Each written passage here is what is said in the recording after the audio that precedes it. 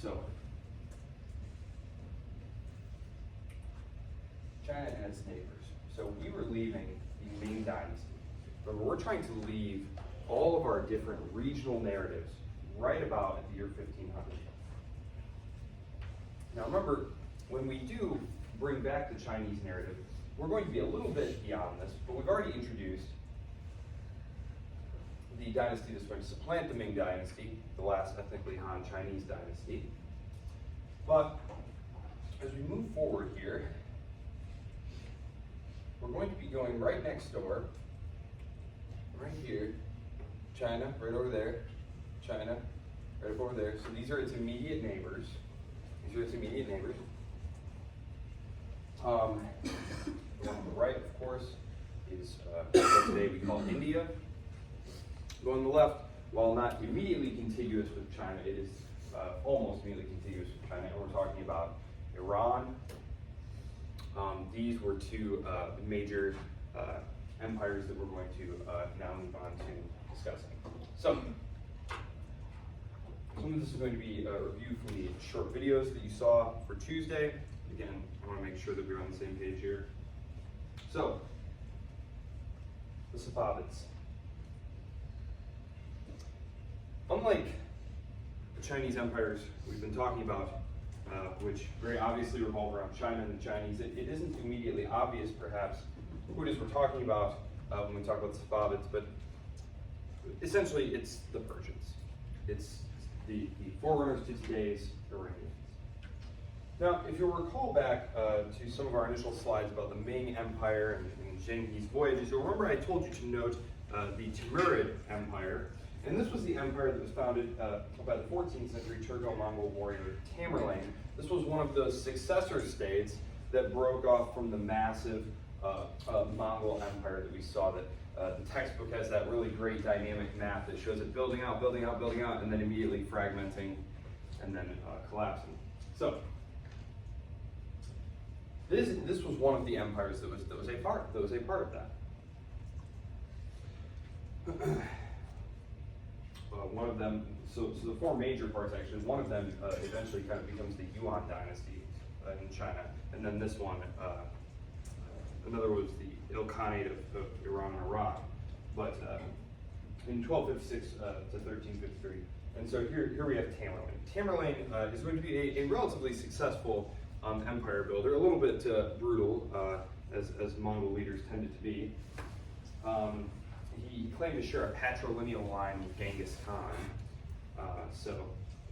But Tamerlane's successors here are not quite able to hold this empire together here as they're moving down into, as they're moving into the plains area here and into the mountainous region that we call Iran. That's the bulk of where Iran is right there. After a period of very intense conflict, remember when a military leader died, it was quite common because they didn't have any kind of strong institutions or bureaucratic structure to leave behind. Oftentimes, when a great military conqueror died, you would enter a period of intense turmoil. Oftentimes, the polity would fragment. Eventually, after a period of very intense conflict and political movement, you have the Safavid Empire, which emerges, and it'll be with us for the next several hundred years. As you can see, it's going to be with us long after 1500. And this is significant because it's the first time in almost a millennia since the emergence of Islam that the region, once home to the great Persian empires of old, the Achaemenid and Sassanid, that the region is ruled by ethnic Persians.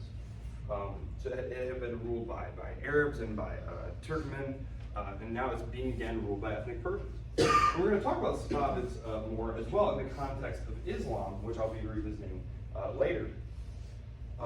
That's actually what we're going to close talking about. And the primary thing to remember about the Safavids is that they are really a bastion of Shia Islam, specifically Twelver Shiism.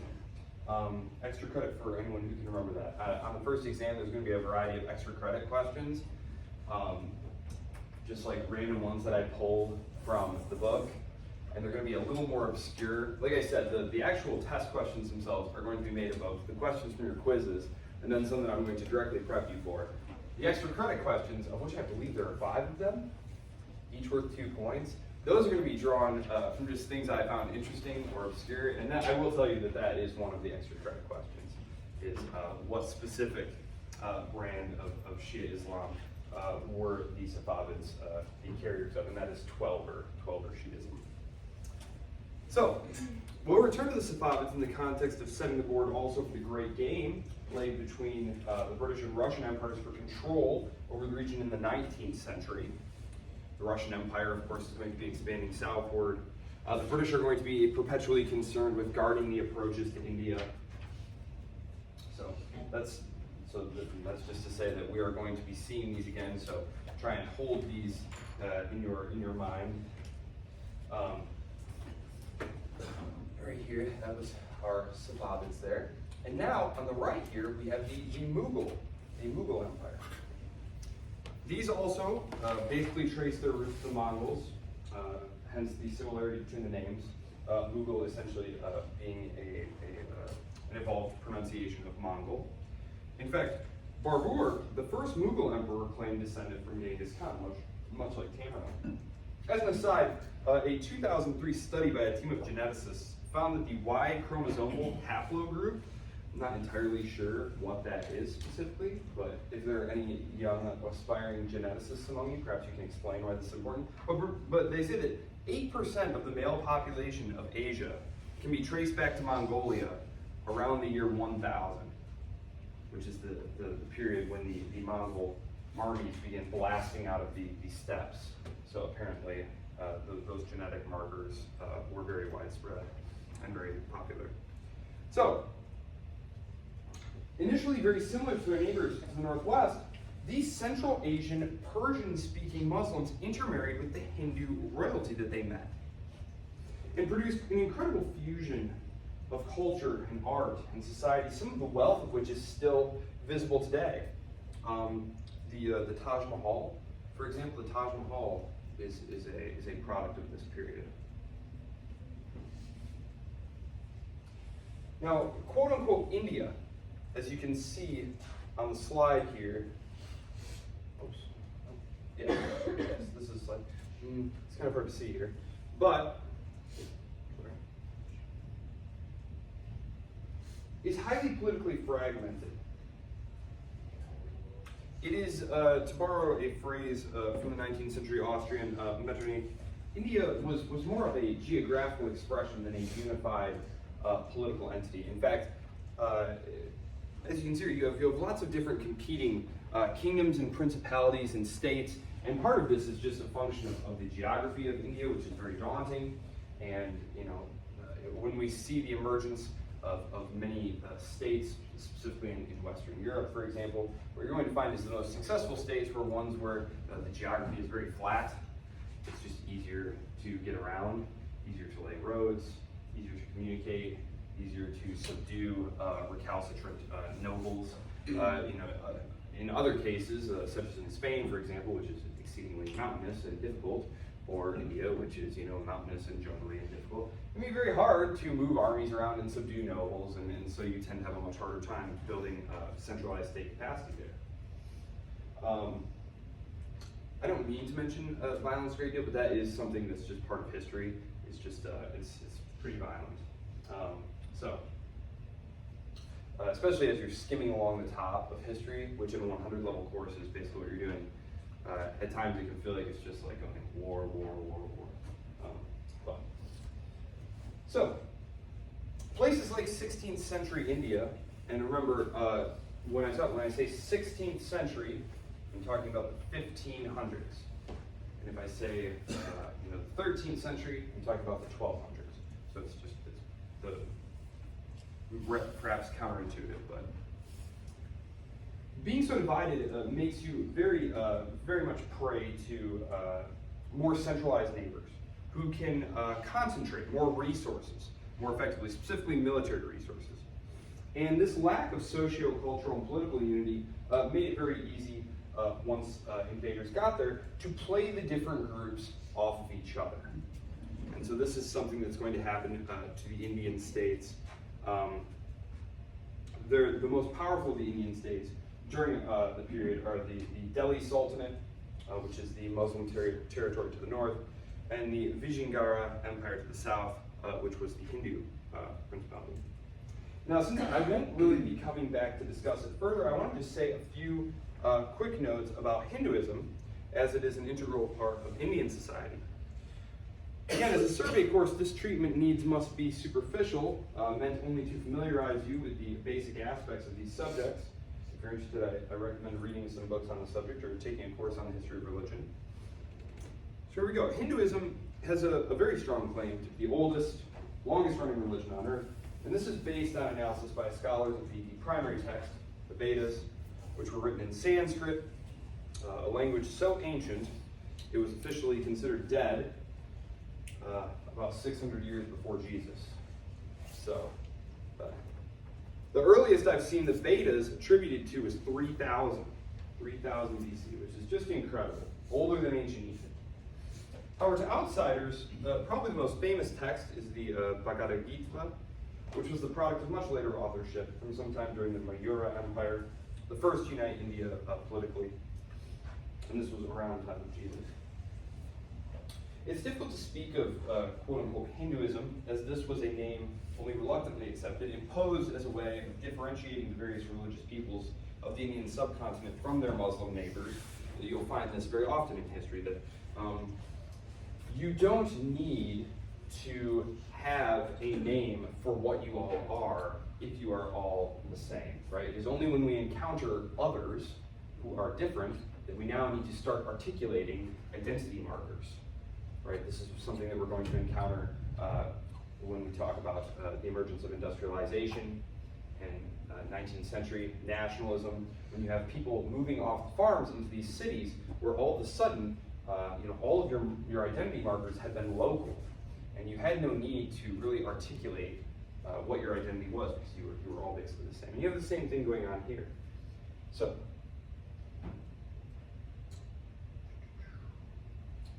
Hinduism is generally focused on escaping the cycle of reincarnation by rejecting egoistic motives and accepting your place within the caste system. This is different from Buddhism, which, though highly similar philosophically, rejects things like the priestly class of Brahmins, who sort of run the Indian, the Hindu quote-unquote church, and the caste system more generally, which is basically where you are born into a very rigid social hierarchy. So,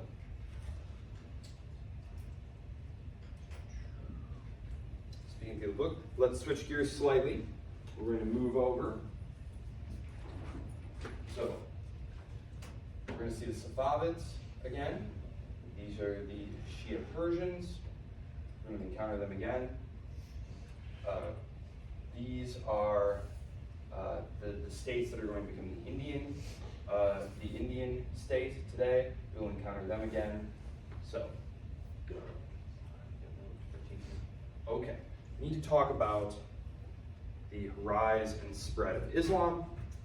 This is obviously, I mentioned Islam in terms of the northern Delhi Sultanate. Well, arguably the more important Islamic state that we're going to need to know about for 1500 and for understanding the world going forth from 1500 is an empire called the Ottoman Empire, and they are going to be the real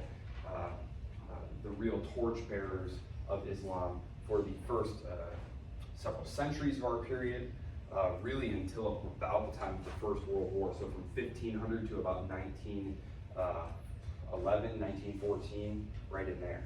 So let's talk about Islam. Quick note, I did post a supplemental video for those of you who are very interested in Islam. It's in the syllabus, week 2, remember on the right-hand side, I have all those hyperlinked videos.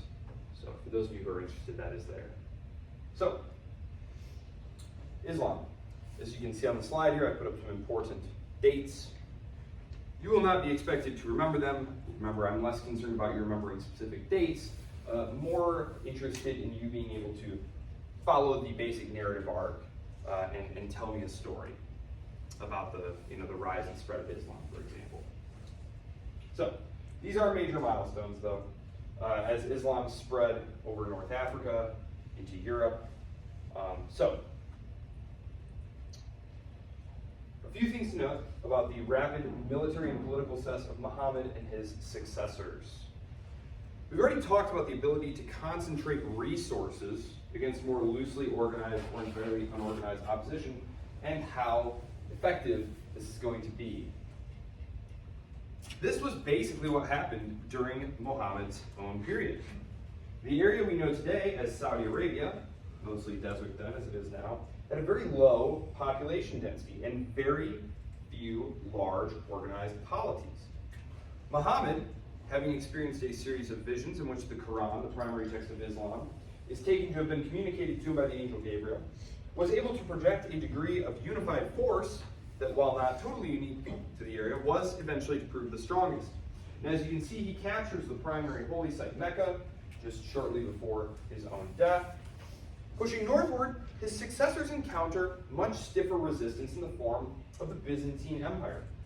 Remember, this was the Eastern Roman Empire based in Constantinople, which, being wealthier and more secure behind its incredible walls, those incredible walls, so incredible it outlasted the western half of the empire by 1,000 years.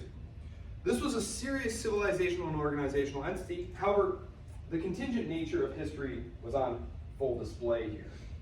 And by contingent nature of history, I mean sometimes you can point to a spot where history could have gone one way or the other, except for one or two little odds and ends turning the way that they did. In this case,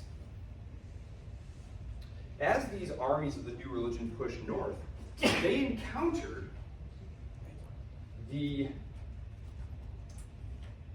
so I'm going to go back here real quick.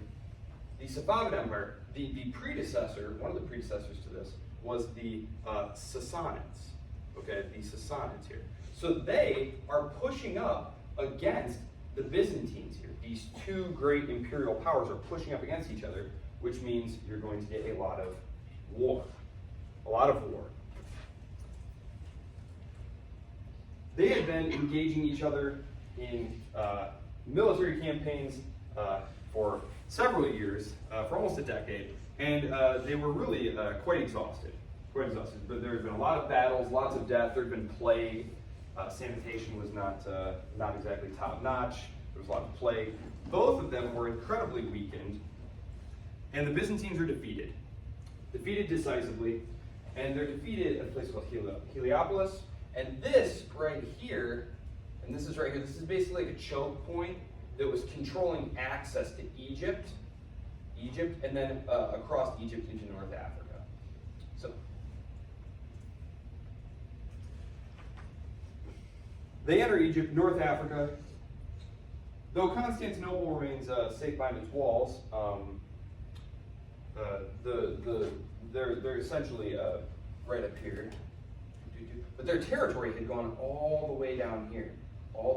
This is the period when these formerly Roman provinces, because remember, Jesus is born in the Roman province right here of Palestine, right? Well, when the empire broke in half and then eventually this side disintegrated, this eastern half still controlled all this territory here. And so when we think about the crusade to retake the Holy Land, a lot of times when we think about it, we think like, that's kind of weird. Here's these like Western Christian, knights and the Holy Roman Emperor. They're trying to retake, something that hasn't been under their control, under Christian control for almost 1,000 years. Well, that's not really how they were thinking. They were thinking of it in terms of Byzantium, the Orthodox Christians who were controlling that area. So, which was only a couple hundred years. So, again, these are very sparsely populated regions. These armies just sweep across North Africa. They cross the strait right here. If you can see where the cursor is right here, this is the Strait of Gibraltar. It's just a very, very narrow gap. So the armies cross there into Spain, what we call Spain. I'm going to mention like the Iberian. This is called the Iberian Peninsula. They cross over, and look at this. 1622, whoops, sorry, getting ahead of myself. 1622 to 750. So we went from here and being just one of a bunch of competing little like paramilitary forces to having this massive empire in a little over a century. It's really an incredible expansion. So,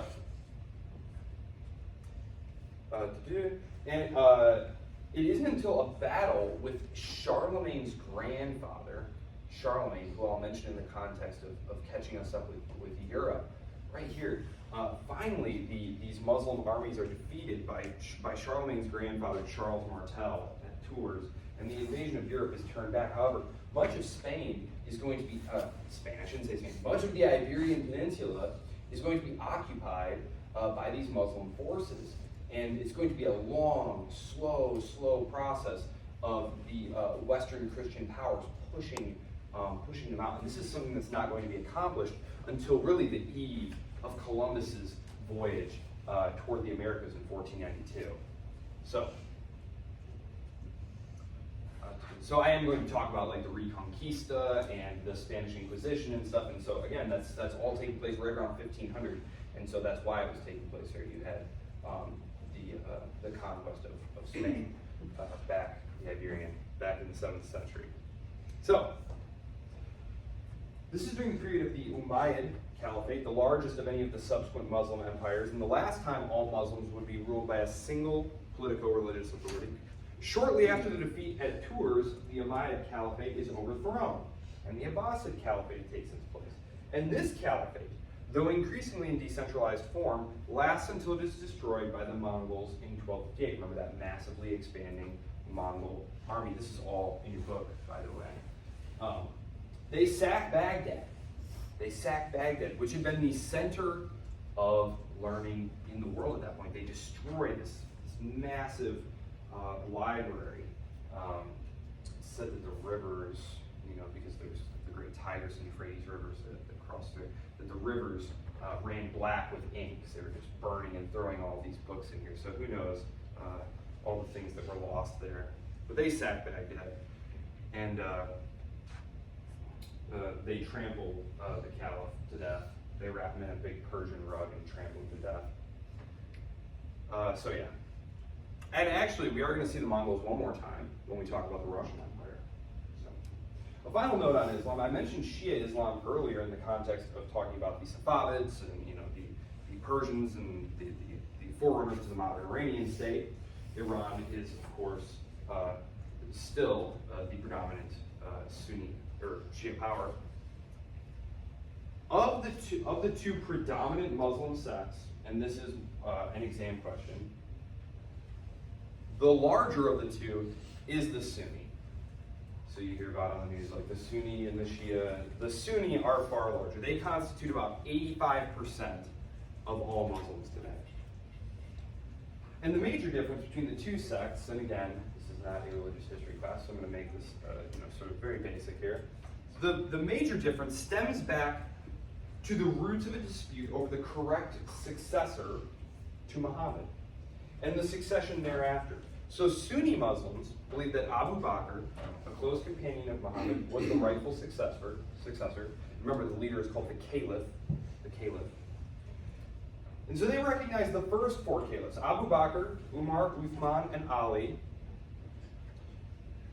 And these were chosen by the Muslim community. Shia Muslims, on the other hand, believe that Ali ibn Ali Talib, Muhammad's cousin and son-in-law, was the rightful successor, and that leadership should have stayed within Muhammad's family.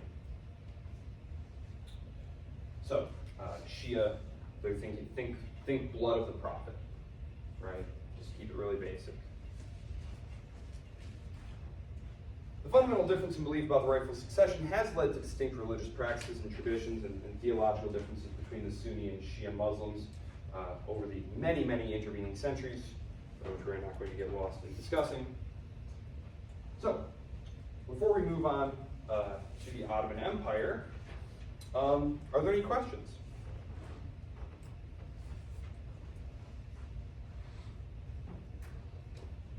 No?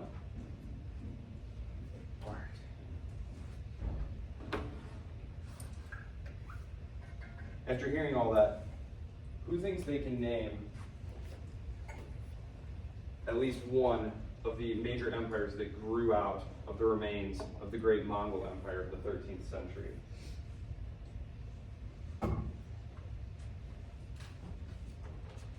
The Safavids and the Mughals. Those are the two that we just talked about, and that's where they came from. Okay, so the Ottomans. So,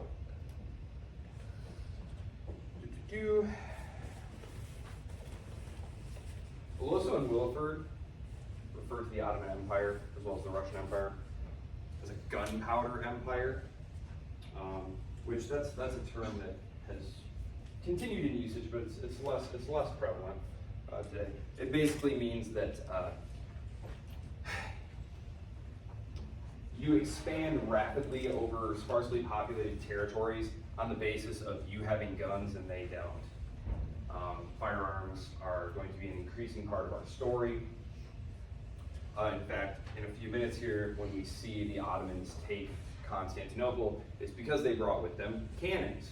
These massive, impenetrable series of walls that had kept Constantinople from being conquered for centuries by, field armies where you had to, get ladders and try and climb the wall while guys are raining stones and hot oil and arrows and stuff at you, which made it impregnable.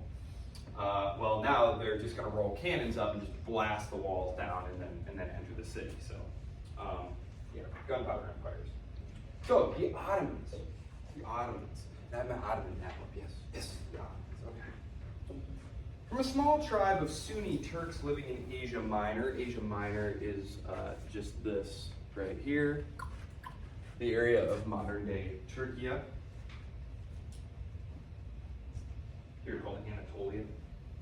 They spread, and as you can see from the map on this first slide here, within a century, they've largely supplanted their previous rulers, the Byzantine. That's right, as so often is the case, you have a ruling power, and one of the subject populations who they are lording over or nominally ruling eventually supplants them.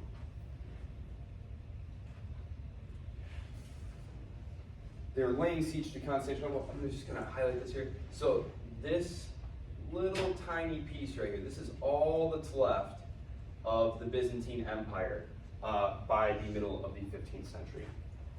So it had controlled all this massive territory, and it's just slowly pushed back and pushed back and pushed back and pushed back. There are reasons for that. We're not going to get bogged down talking about them, but in 1453, Ottoman forces under the command of Sultan Mehmed II, also known as Mehmed the Conqueror, besieges Constantinople for several weeks and finally breaches its defenses. The city, the capital of the Byzantine Empire, that is the Eastern Roman Empire, was heavily fortified with those great massive defensive walls that had protected the city for 1,000 years. However, with advances in siege technology and a determined Ottoman army, Mehmed II employed various tactics to weaken the city's defenses. For example, he ordered the construction of a road to transport ships across land, bypassing the chain barrier that protected the city's harbor, the Golden Horn. We're going to see lots of arguments over control because it controls access between the Black Sea and the Mediterranean. And he has his famous cannons that bombard the walls. According to some historical sources that I found were very interesting, one of the cannons that he brought was allegedly just enormous. And it was said to have been constructed by a Hungarian engineer named Orban and transported to Constantinople for this siege specifically. And various descriptions suggest the cannon was between 26 and 30 feet in length and had a diameter of about 3 feet. And that it fired a cannonball that weighed somewhere between 1,000 and 1,500 pounds. So this thing would be just incredible to witness, about as long as this room, 3 feet wide, heaving this thing that's 1,000 pounds, just incredible. Anyway, after a prolonged siege in 1453, the Ottoman forces breached the walls and overwhelmed the defenders. And this is, of course, very important because the fall of Constantinople to the Ottomans marks the end of the Byzantine Empire, the beginnings of Ottoman rule in the region. They will be with us now for the next 400 years, really. Solidly, almost 500 years. And again, it's this seizure of this was the terminus of the Silk Road. So I'm gonna go back where's my, so remember, the wealthiest areas in the world are over here in China and in India. These are all the spice islands. None of this stuff is available in Europe. Porcelain, silk, spices, none of this stuff is available. All of it is making its way overland to the Silk Road. Here's the Ottoman Empire. It's terminating right here in Constantinople, Istanbul. That's the name that Constantinople takes thereafter. But Istanbul, right here, Constantinople, you had Italian merchants from the Venetian Empire, for example. There was also the Genoese Empire. They're coming over and carrying this stuff back to Europe. Well, once the Byzantine Empire is gone and the Ottomans control this, they raise up a series of tariff barriers and taxes that make it prohibitively expensive to carry on this trade. And this is what causes sailors in places like Portugal and Spain to start trying to sail down the coast of Africa to get there, and then eventually to try and sail straight across the Atlantic Ocean, hoping to reach China and India, which of course that's where Columbus thought he was. So this is a very significant incident. So, as I said, very significant. It influenced trade routes, cultural exchanges, the balance of power in the region for centuries. It's one of the few dates in this class that that I think is really important. 1492 being one. 1492 Columbus sailed the ocean blue. 1453 Constantinople leveled. That doesn't rhyme as well. I'll try and think of a mnemonic device for that one. 1453. So the impact on existing trade between Europe and Asia, the Silk Road. Of course, this is going to be something that's going to end. There is a heavy geopolitical overtone to all of this. Remember, the Crusades, the attempts by Christian European soldiery to retake the Holy Land surrounding Jerusalem, had only ended about a century prior. The ninth of the Great Crusades was launched in 1272. 1272. So if you get into the history of this period and start reading books on that, you're going to encounter a lot of very militant crusader type language. And this is because military conflict between the Christian powers and between the major Islamic powers the major military campaigns had just ended about a century and a half ago, and there was still a lot of conflict between them. And this is going to increase, of course, because as you can see, the Ottoman Empire does not stop here, right? It pushes up into the Balkan Peninsula, and is only stopped, several hundred miles from Vienna, which is the capital of Austria. So if you can picture a modern European map of Austria, like here's Italy here, Greece, Macedonia, Serbia, the Hungarian plains here. This is all under Ottoman control and will be for centuries. So.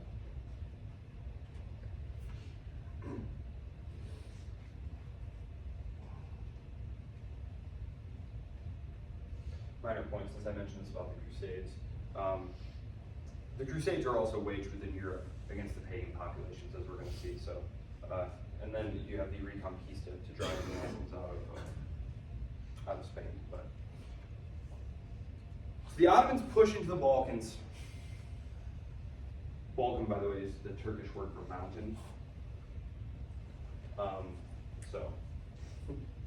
Found some interesting stuff on that a long time ago. Etymologically, the word is believed to have originated from the Old Turkish bal, meaning high, and khan, meaning blood.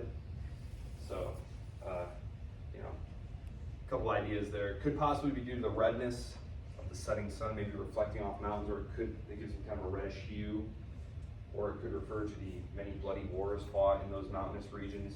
Again, if you think about trying to pacify an area that you've conquered, the easiest places to get to are the large concentrations of people in flat areas, right? The hardest places to take care of are the ones that are up in the mountains, right? Very, very difficult.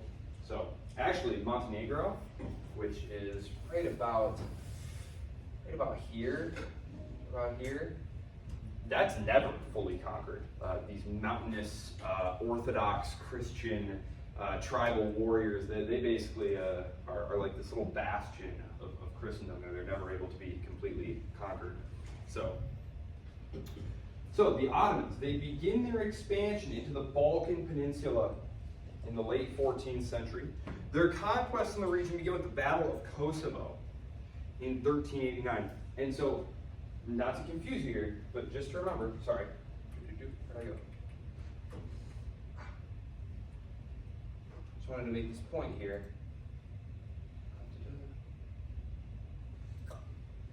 This might sound confusing because you're like, wait, didn't you say that they didn't take Constantinople until 1453? That's true, but as you can see, this is all contiguous land area. The Byzantine Empire was very weak, and so it kind of surrounded the entire area, right? And then finally brought all its resources to bear on Constantinople. Remember I said the engineer who designed those cannons, for example, was Hungarian. That's because the Hungarian planes had already been incorporated into the Ottoman Empire. So, Battle of Kosovo, 1389. This is when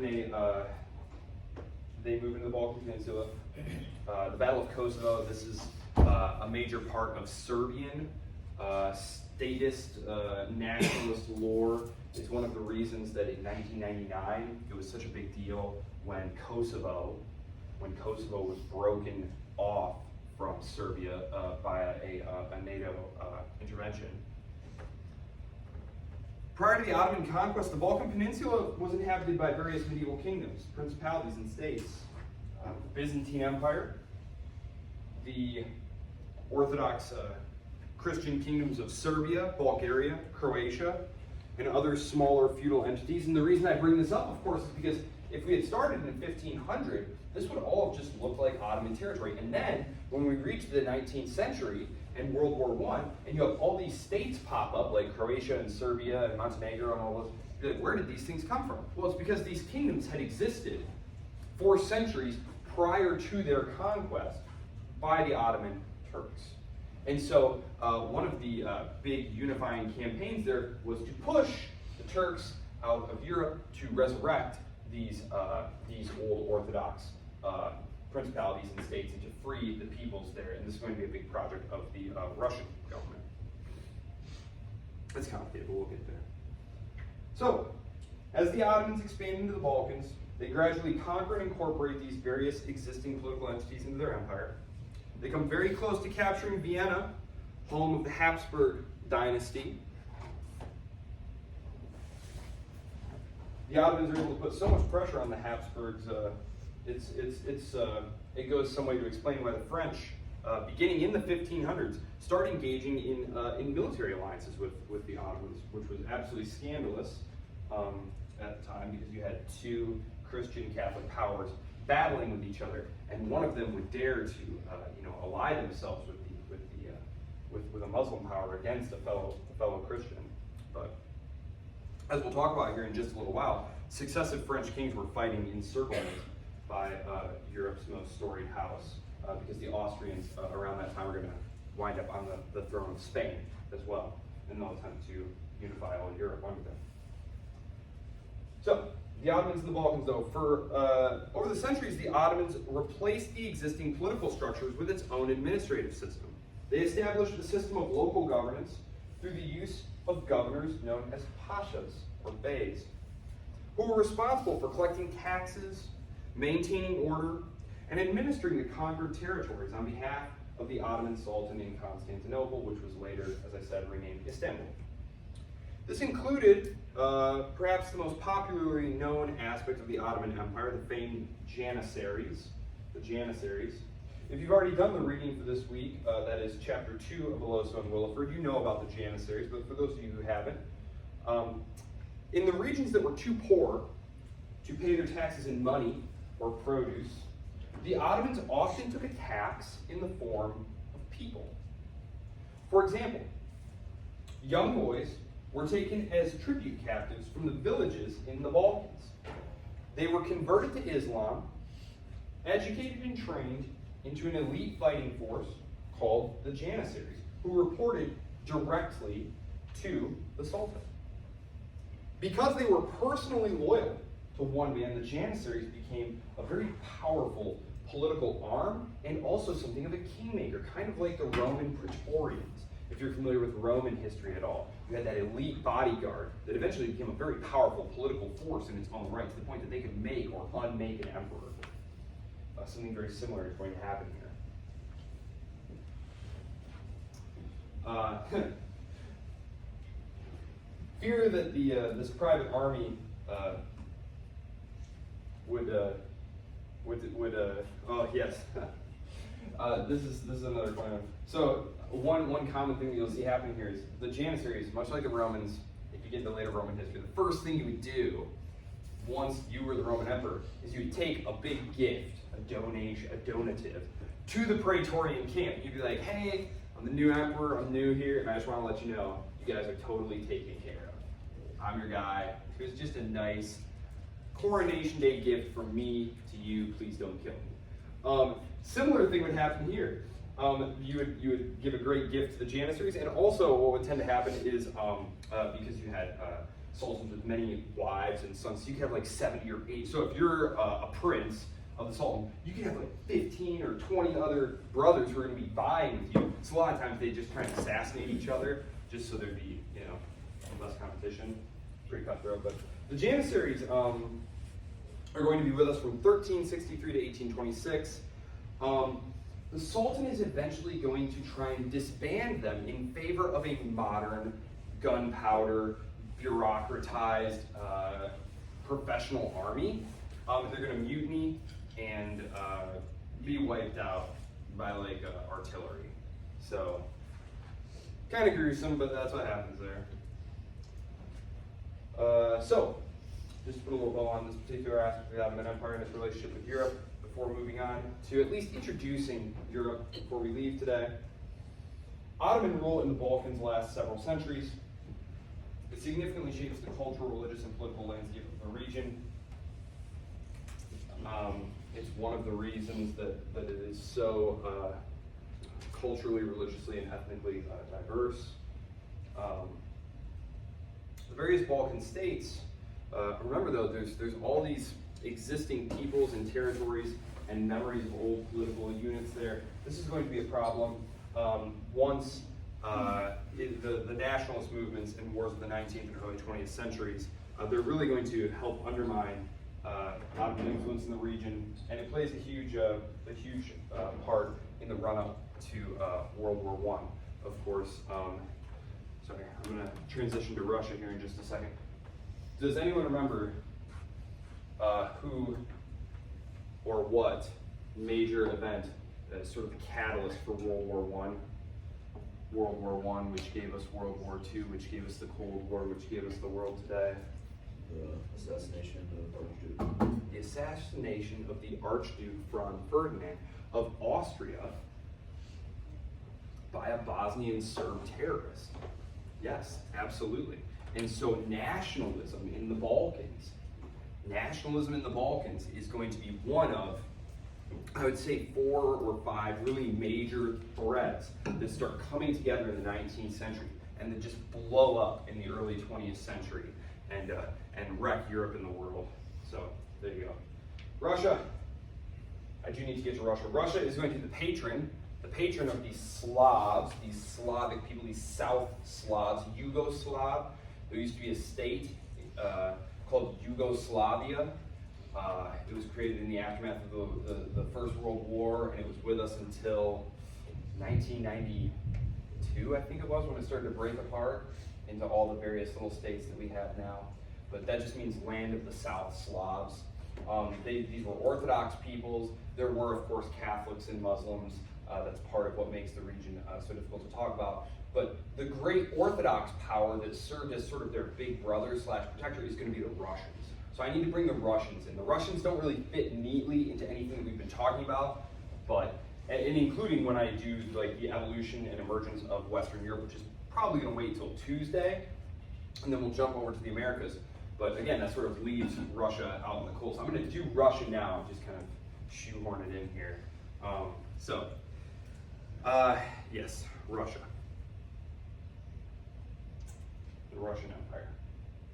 The Russian Empire is emerging during this period from what they call the Mongol yoke. Remember, you had that great Mongol Empire that expanded out over, actually, let's bring it up here. I brought this up. Sorry. Wrong chapter.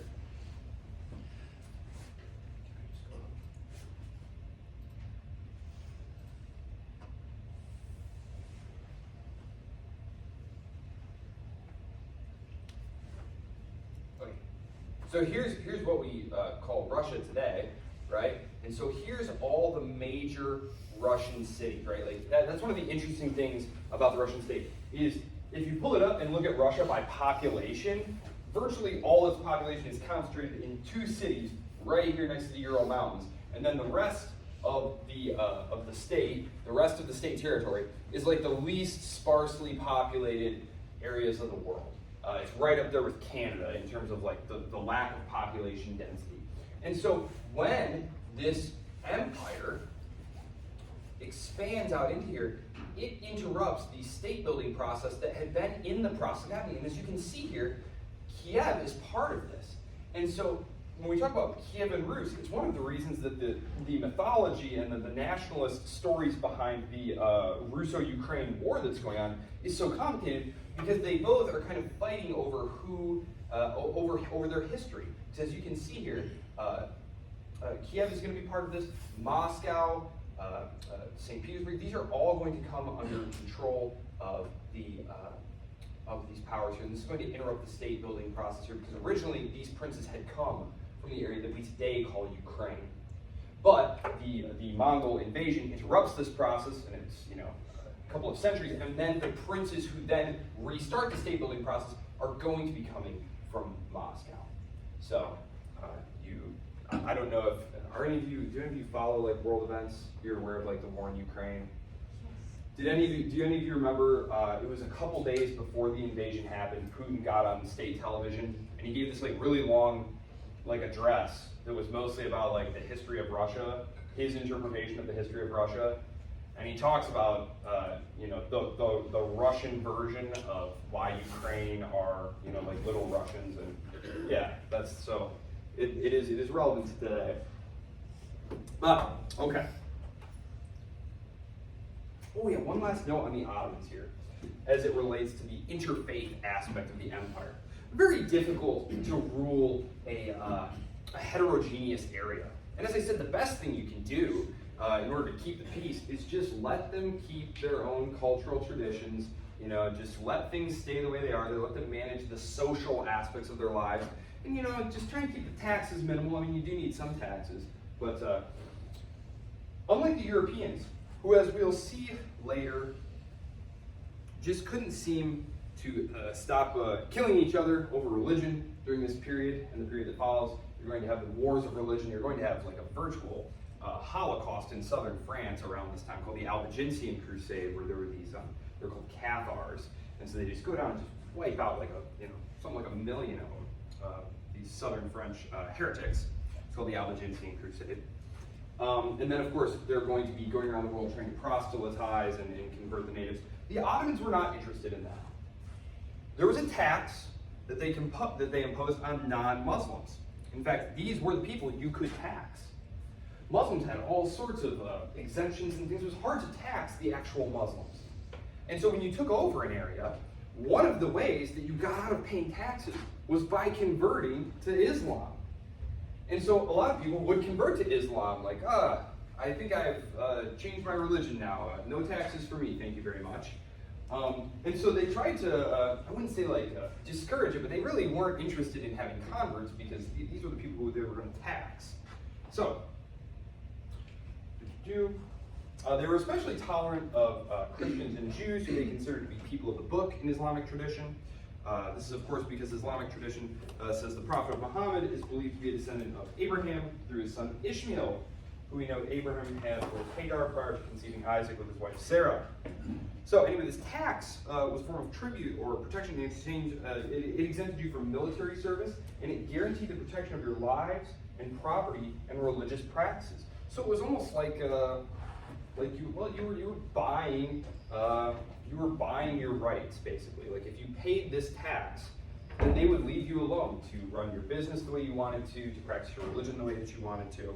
So again, I've read of many conversions being undertaken to avoid this tax, but Muslims did have to pay a tax, but it was different, and it was related to their obligations of charity under Islam. But it's one thing. Again, this is a 100 level class. You'll find that there are exemptions and little minute details, and it depended on which region you were in and which governor or local official you were dealing with. Some of them were more tolerant, some of them were less tolerant. Some were really greedy, some were not. So it's just based on a lot of factors there. So Russia, very smooth transition. Russia. Let me see here. Sorry. So at the far eastern end, right here of this, we have Russia, and it's going to turn color here in just a minute. Boom. See how it was yellow there? Okay, it was yellow for just a second. The Golden Horde. This was one of the 4 Mongol empires that survived the breakup of the Great Mongol Empire that briefly spanned the entire breadth of Asia in the 13th century. The Russian Empire in many ways grew out of resistance to Mongol rule. A ruler of the Grand Duchy of Moscow, named Ivan III, later called Ivan the Great, refused to pay tribute to the Golden Horde. And after the death of the last Greek Orthodox Christian emperor, whose death followed the sacking of Constantinople, they of course killed him, Ivan decides his kingdom is going to become the new Rome, the third Rome. So you have the first Rome, which fell back in the 5th century. Then you have the second Rome, which was Constantinople, which we saw just fall in the 15th century. And now we have the third Rome. So, really quickly, just to note here. So what's happening here is you have local notables, right? So you roll in with your army. You don't have the administrative capacity to just keep guys here. You're a bunch of like horse lord warrior guys running around all over the place. So you put a guy in power there, or you have a guy who's already in power there, who has a lot of local legitimacy, probably has military returns. So you say, hey, listen, I'm going to leave you in charge, but here's the scoop. I need some tribute. So you're going to make sure that it finds its way to me, okay? And in exchange for that, I'm not going to kill all of you, and I'm going to let you stay in charge of this area. Sounds like a good deal, right? And as long as the threat of military intervention by that power, that they're going to come back, right? They didn't get their money, now they're coming back, now you're in serious trouble. As long as that remains a real threat, you can count on the person you left in charge, your vassal, to keep kicking you the money. But the Mongol Empire recedes rather rapidly and weakens. And Ivan recognizes that this power is growing weaker, and so he decides, I'm done sending you money. I'm not going to send you any more money. And so they do come back and try and force him to give them the money, and he defeats them. So he calculated correctly. He calculated that the time was right to start resisting, and so he is able to shrug off the so-called Mongol yoke. So Ivan is going to rule for over 40 years, 1462 to 1505. So we're right there at 1500. He triples the size of his territory. Remember, he is sort of the he's the Prince of Moscow. So if you want to think of him as controlling like the territory around Moscow, and then after he has successfully fended off the Mongols, he's going to start expanding his territory.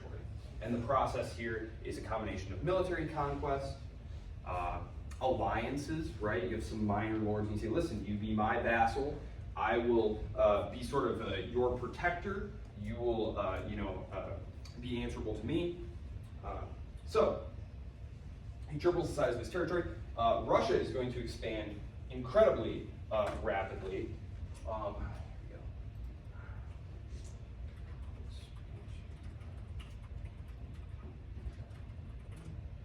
Here we go. Let's see if there's a good one here. Yes. Boom. Okay. Yeah, perfect. Great. So here we go. As you can see, massive expansion here. And this is, again, when they talk about being a gunpowder empire, this is all just flat, sparsely populated area. It's just very easy to run over this stuff. It's much harder to conquer these other areas where there are dense population centers, highly organized military forces. So as you can see, you're like, wow, that's a ton of territory. That was actually the easy stuff to conquer because there really wasn't anybody there. The difficult stuff to conquer and to push into, like down here in the Caucasus and getting access to the Black Sea and stuff, that took a while. That's what took a while. It took 100 years to get there, right? In this case, pushing down here, you want access to the sea. We talked about the reasons that you want river access. Well, you also want access to good ports. And as you can see here, Russia has a ton of coast. What's the problem with its coast, though? What's the problem with this? What ocean is this? The Arctic Ocean, a bustling hub of economic activity historically. No, I'm kidding, of course. Of course not, right? These are wooden ships sailing around icy, terrible waters. This was not the place you want to be. The Russians wanted a warm water port. That's why they were so interested in pushing into this area, because the Black Sea, if you can pass those straits that we talked about, right here, right? Here's the Black Sea. If you can pass through those straits there, you can get into the Mediterranean, out the Strait of Gibraltar, into the Atlantic. And this is going to be a huge part of the story that we talk about in the run-up to World War I, is because the British are trying to prop up the Ottomans to keep the Russians out of here, the Russian Empire out of here. They don't want them in the Mediterranean Sea. So, yeah. Okay, so the Russians, here we go.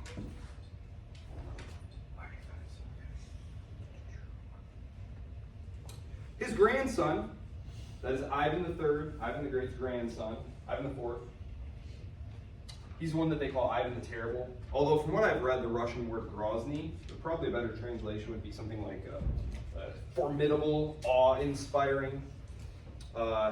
Because, you know, when you really look at it in the context of history, it wasn't as though he was like, you know, that particularly brutal in the context of the time. Like, you know, he was a pretty brutal dude, but like the blood-soaked history of conquest is particularly brutal anyway. So, anyway. Like his grandfather, he would also rule for 40 years, from 1547 to 1584, and he was the first to declare himself Tsar of all the Russians, a title which is Russian for Caesar. The German word Kaiser is another word that also derives from the word Caesar. And I believe that is also one of your test questions. Like, what is the Russian word for Caesar? Or something like Caesar, Tsar, or Tsar and Kaiser are both words for Caesar. It's something like that. So if you remember that combination of things I just said, you will be totally set there.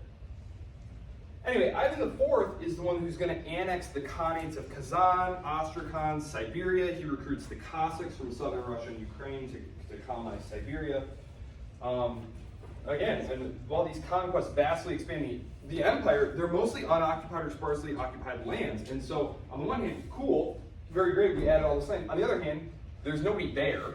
And at this period in history, the greatest resource you could have is people, right? You need people to grow food, to be in your army, to pay you taxes.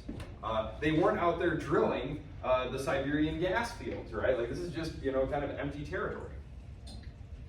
But that's your shoehorned crash course on how, from its origins as a small principality centered around the city of Moscow in the 12th century, Russia becomes the largest kingdom in the world by 1500, stretching from the Black Sea to the Pacific Ocean. And I will obviously have a lot more to say on Russia later because it plays such a central role in some of the key events of later lectures in the development of Europe. Everything from the defeat of Napoleon, which would have been impossible without the armies of the Tsar, to the outbreak of World War I. To the Russian Revolution and the birth of a communist superpower state. Yeah, so that's it. And also, of course, they sold us Alaska. They sold us Alaska. That's who we bought Alaska from. because as they expanded over here, right here, let me pull, let me see.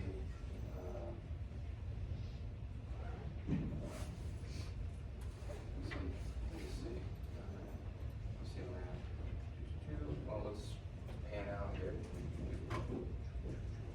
Close this. Right here, as you can see, once you reach this area here, it was very easy for Russian trappers, people interested in pelts, in furs, going off in here. It was very easy for them to just, sail across here into Alaska, which of course is home to a great deal of good wildlife and pelts and fisheries. And they make their way all the way down here. The furthest Russian settlements are all the way down here, right? And we're talking about in the late 1700s, so right around the time of the American Revolution. So you have to think of Russia as expanding all the way across here. And they sell this territory to the United States in the 1860s. Actually, I think the deal is finalized, I think 67? 67, I think it is. That sounds about right. It's either that or 1867 or 1817. They wind up selling this because they're worried that the British are going to take it from them. British and Russian competition is really heating up because the Russians are expanding. You can see my cursor here moving. The Russians are expanding southward over what is now today Kazakhstan, and they're threatening British India. And so the British are pushing back here. They're battling over essentially what's today Afghanistan. That's sort of the middle ground there. And the Russians are basically worried that the British are going to use their fleet to cut them off from this area here. And of course the British are controlling Canada. And so they decide to make a deal with the United States, with whom they had incredibly friendly relations with. In fact, the Tsar offers Abraham Lincoln the support of the Russians if the British and the French intervene in the American Civil War on the side of the Confederacy. Which of course was a major goal of Confederate diplomatic strategy during the American Civil War, was to get recognition and help from specifically the French and the English. And the Tsar basically was like, enemy of my enemy is my friend, don't worry, President Lincoln, I'll help you. So, but anyway, there you go. President Lincoln was like, thanks but no thanks, we'd like to keep everyone else out, we'll settle this ourselves. So, but there you go. I'm at time, so, any questions? Okay, the quiz is open. Email me if you have any questions. Otherwise, we'll see you Tuesday, where we're going to be doing the first part of Chapter 2. Remember, I told you to skip that part. That's the part about Europe. So I'm going to introduce early modern Europe, and then we're going to jump over to the Americas, which is Chapter 3. So we'll be at 1500. Okay, have a good weekend. Stay warm out there, and definitely drive safe. Boy.